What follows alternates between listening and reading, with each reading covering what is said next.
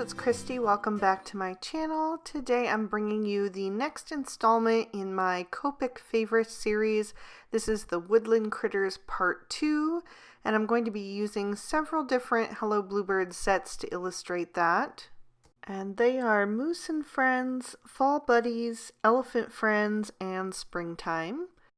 Today I'll be sharing my favorite Copic combinations to color in a moose, a beaver, frog, squirrel, skunk, owl, mouse, and another bunny, just because I needed another critter that was facing that way for the final card, and I thought I would show you another way to color those that is different from the first installment. So for the moose, I'm using this dull brown combination. It's E44, E47, and E49 to start. I'm using that E49 to lay in some shadows, and since he is a large image, I am breaking him down into parts. So I'm doing his body first, and then I'll come back and do his head. I also used the E49 and the E47 to color in his hooves, just to have something a little bit different from the typical black. I also think it looks just a little bit more natural. And then I'm using that E47 to blend out the E49, and I'm still keeping those darkest shades close to the outside edge of the body. I don't want him to get too dark. But you know, when I was looking at images of moose on Google, they are a quite dark brown animal, so I did want to represent that with my color choices. So I noticed that it was getting a little dark, and so I'm going to add in a fourth shade. And I think especially on larger images that using 4 shades really does help you get a lot of contrast. And especially with brown tones, it helps to have additional shades because you can use them for so many different things. I would also color trees with this combo. There are lots of things that you can use browns for. So I'm adding in that E43 for a little bit of highlight on the front of each of those legs. And then I'm going to fill in the upper back area with that shade as well. And then I'm going to move on to the head. So I did have a question on my last video about how I keep track of my favorite combos.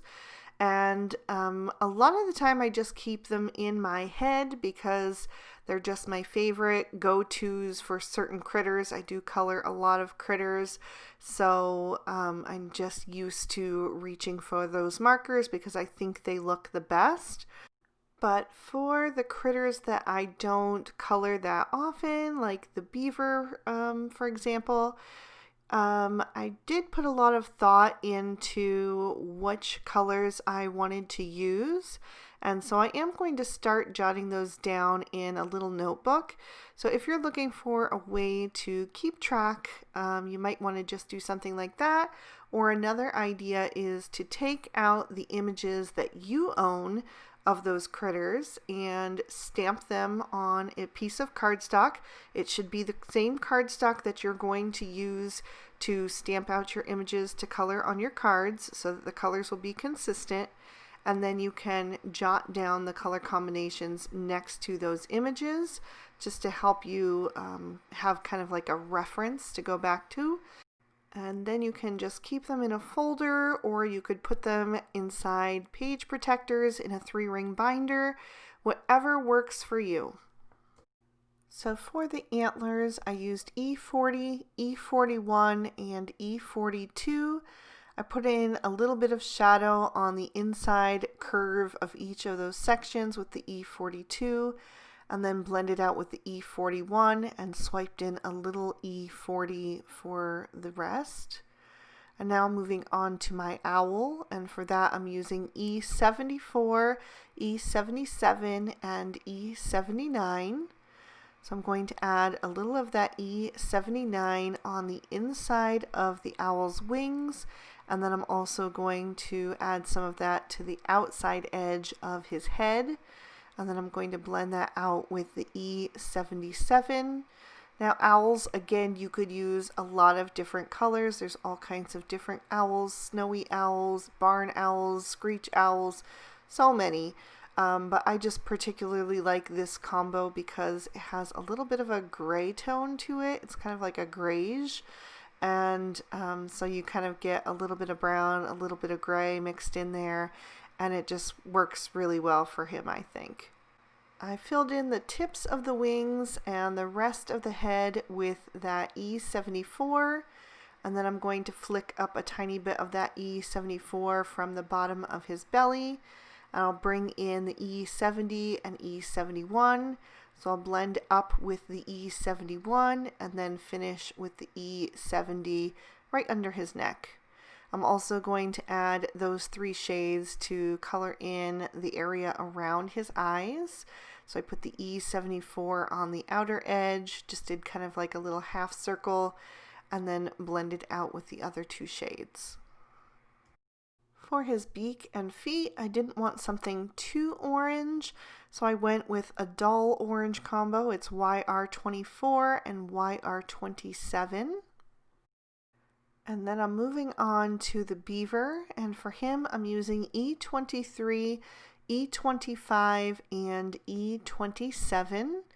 Starting with that E27 and doing some shadow on the outside of his body, and then on the underside of his arms, and a little bit up from the bottom of his thighs. And then I'm going to blend that out with the E25. I use the E25 as the darkest on the crown of his head just because the light would be hitting there, but I don't want too much of a highlight because I want it to look rounded and like it's continuing, behind him. And then I'm going to fill in the rest of the space with the E23. I stopped on his belly because I wanted that to be a little bit lighter, so I'm going to use the E21 for that. And I'll just go over that transition area between the E21 and the E23 a couple of times until it's nice and smooth. And I even did a little bit of tip to tip there. I just grabbed a little bit of that E23 with the E21 to help with that blend. And then for his tail and his feet, I'm going to add in the E29, so I'll use that as my darkest to lay in some shadow where it connects to his body, and then take that up the bottom left, add a little bit to his feet, and then I'll blend that out with the E27. I'm going to fill in his feet with the E27, but I will add a little of the E25 to his tail. So squirrels are another critter that come in several different colors. There are brown, gray, black, white, and my personal favorite, red squirrels. So red squirrels are one of my absolute favorite animals. They are very common where we used to live in Germany, and I just love them so much. So since this is my personal favorites, I'm going to color him to look like a red squirrel. So my favorite combo for that is E15, E17, and E19. So I laid that E19 in along the bottom of his body, on the back of his tail, also down the backs of his legs and his arm that's spread out to the side. I also added some on the 2 sides of his face since he's staring up at the sky like that. And then I blended that out with the E17, and then I'm going to use the E15 to fill in his tail, feet, and face. But again, I want to keep the belly a little bit lighter. So for that, I'm actually going to bring in the E21. So I'll catch the edge of that E15 with that and pull it up towards the top of his belly. So for the bunny, I'm going to show you another way to color them. Bunnies are one of my favorite critters to color, and this time I'm going to use E000 and E00 for the base, and I'm going to let that fade into the white. But then I'm going to come back in and add some little dots and stripes to give him some more personality, and for that I'm using E31, E33, and E35. So I'm going to color in the ear on the far side of his body brown.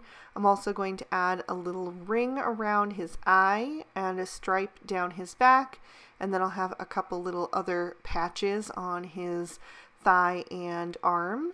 So I just start with the E35 and then blend out with the E33, and then I use the E31 especially around the eye because I want to keep that area nice and light so you can see his features. Now mice, again, you could color in so many different ways, just like the bunny, but I'm going to keep him simple since he's so tiny. So I'm using W1, W3, and W5 because I think little gray mice are so sweet. So I did some shadow down his back with the W5 and then blended forward with the W3 and then the W1. So when I am coloring an object that is gray, I usually use my warm grays for critters and my cool grays for inanimate objects like something that would be metal or anything like that. But when it comes to something that is supposed to look really black, I often do prefer the cool grays. I think the C9 is probably the darkest marker I own, other than the true black marker, which I almost never ever use just because I don't think it has any depth to it. So I am going to color the skunk with C5, C7, and C9. And there are also toner grays and neutral grays, but I don't own any of either, so I can't really speak for those. The warm and the cool grays seem to work for everything I need them to, so I've just never added the others to my collection. So the tricky thing with coloring critters that are black is losing their features. So I do make sure to always use something that is a little bit lighter around the eye especially. And then for the white parts of him, I'm going to use C0 and C1, and I'm just going to do a little flicking in from the sides of each of those sections and let that fade off to white in the center. So I think this little frog would look good in a variety of different green tones, but the one that I reach for the most is G40, G43, and G46. So I'm going to add a little of that G46 on the outside edges, and then I'm going to blend toward the center of the legs and his body with that G43. And then I'll fill in with the G40. And you could also add some little dots and things to symbolize some little bumps and warts and things. I decided to keep him smooth for today just because everything else was smooth, but I think that would be super cute. So now I'm going to take a black Sakura jelly roll pen, and I'm going to get that started off to the side, and then I'm going to go over the eyes of all of the critters who have their eyes open, so everybody except for the squirrel. And this just really brings them to life. It adds a little bit of a raised shiny dot over it that just makes them sparkle. And especially on those critters that are colors a little bit dark, like the moose and the skunk, it really helps to just, make you be able to see that eye nice and clear once again. So it's not a necessary detail, but it's definitely one that I love. So I'm going to color a few additional scene building images off screen and trim everything out with the matching dyes. For my sentiment, I'm going to be using a speech bubble from Fall Buddies, and I'm stamping that out in Lawn Fawn jet black ink. So I'm going to stamp that down twice so that it's really nice and bold and black, and I will trim that out with the coordinating die as well. But in the meantime, I'm going to pop my card base in my MISTI. I'm using a piece of Lawn Fawn's Mermaid cardstock, and I'm stamping in peacock ink, and I'm doing another squirrel and mouse holding a pumpkin and a sentiment that says, "You warm my heart," also from Fall Buddies. I trimmed out 2 additional scene building elements. I used the Lawn Fawn grassy border to cut down a piece of noble fir cardstock, and the Lawn Fawn stitch hillside border to cut down a piece of cilantro cardstock. I've added some foam tape to the back of the cilantro piece, and I'm going to line that up using my grid mat and pick up the grassy border so that the lighter one is going to be popped up to add some dimension on my scene. And I let that green grass be nice and tall since this is out in the wild somewhere. Then I'm going to start adding in my images, and I'm going to begin with a leaf pile. This is also from Fall Buddies. I'm going to add that to the center of my card. This is going to be kind of the focal image here, or part of the focal image. And then I'm going to place my moose next. Since he's the largest image, I want to get him situated where I need him and then build the scene around these 2 pieces. So any of the critters that are going to be adhered flat to the lighter green panel, I'm going to just have liquid glue on the back, but any of the images that are going to overlap into the darker green grass are also going to get a bit of foam tape so that they will be on the same level as the lighter panel. I'll add my squirrel on top of the leaf pile. Since he's my favorite, he gets to be the star of the show, and all of the other critters are just going to be kind of looking on in amazement as he's having so much fun. And after this, they are definitely going to want to join in. I'll be adding 2 clouds up to the top of my scene, and those are from the Lawn Fawn Spring Showers die set. There are actually 3 clouds in that set, but I'm just using the larger 2 today. I added the beaver kind of overlapping the back legs of the moose, and then the frog is a little bit overlapping the front legs. And then the mouse is going to be right in front of that leaf pile. Since he's the smallest, he needs to be real close to be able to see what's going on. And then I'll have the bunny over on the right hand side. And then I'm going to take that second cloud and add that just a little bit higher up for a little bit of variety. And then I'll pop the owl up on some foam tape right over top. Since this is a fall scene, I'm going to add a couple of pumpkins right in between those 2 green borders. I just had to peel up the skunk just a little bit, the foam tape behind his head, so that I could slip that larger pumpkin back behind him. And then I'll add a smaller pumpkin right next to that. And again, I had to pull up the squirrel's tail just to squeeze that in. I've got 2 little mushrooms from Moose and Friends that are going to add a nice bright pop of red to my card. So the larger one I also tucked between those 2 green borders. And then the smaller one I put over on the right just to fill in that space down in the corner.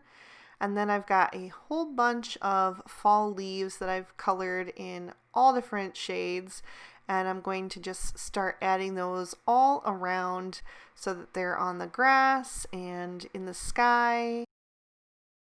Before I continue on, I'm going to add my sentiment popped up right above the squirrel. And then I can fit these last few leaves around that. I just wanted to have that sentiment in there first so that I wouldn't put a leaf too close to it. I'll add my last couple of leaves to just fill in the scene and add those bright bits of color here and there, just making it happy and cheerful and very fall looking. And I'm just making sure to put them in all different directions so they really look like they're being tossed by the wind. So once I have that last one on there, I'll lift that up to the camera so you can see all of the detail and give you another peek at the inside. And that is going to complete my card for today. I hope you guys enjoyed the second installment in my Woodland Critters Favorite Copic Combo series. I think we'll move on to a different type of critter next, so let me know what you'd like to see, if it's farm critters or jungle critters. If you did like this video and found it helpful, please be sure to hit that like button and subscribe and ring that notification bell so you don't miss a thing. I post new videos every Monday and Friday and now often on Wednesdays. Thank you so much for watching. I hope you have an amazing day. Bye-bye.